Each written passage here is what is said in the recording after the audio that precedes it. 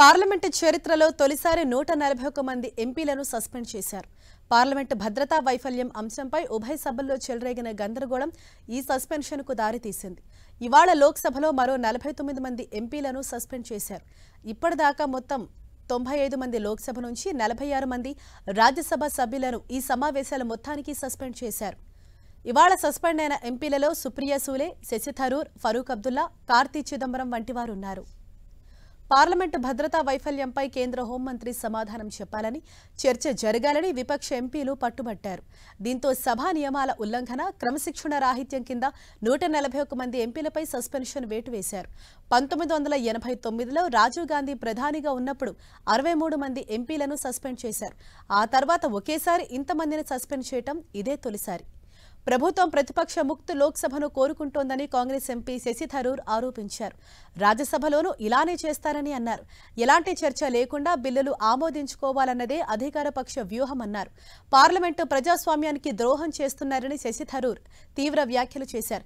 ఇప్పటికే సస్పెండ్ అయిన ఎంపీలతో కలిసి ఆందోళనకు దిగినందుకే తనను సమావేశాల నుంచి బహిష్కరించారని శశి థరూర్ అన్నారు. ఎంపీల సస్పెన్షన్ ప్రజాస్వామ్యానికి మంచిది కాదన్నారు ఏఐసీసీ అధ్యక్షుడు మల్లికార్జున ఖర్గే.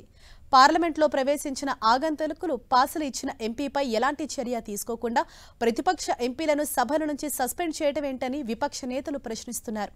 పార్లమెంట్లో పరిస్థితి అరాచకంగా ఉందన్నారు కాంగ్రెస్ ఎంపీ అధీర్ రంజన్ చౌదరి. దేశంలో పార్లమెంటరీ వ్యవస్థపై ప్రభుత్వానికి నమ్మకం లేదన్నారు.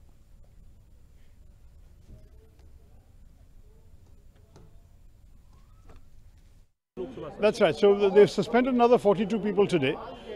It's clear they want an opposition mukt Lok Sabha, and presumably they'll do something similar in the Rajya Sabha. I think at this point we have to really start, unfortunately, writing the obituaries for parliamentary democracy in India.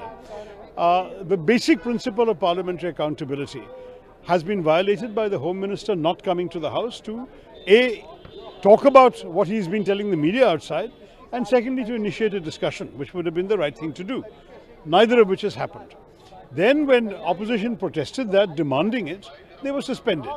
So today, in solidarity with my colleagues, I too joined the protest, and everybody literally who was present today has been suspended for the rest of the session, which means that they want to pass their bills without any discussion. I think it's a betrayal of parliamentary democracy.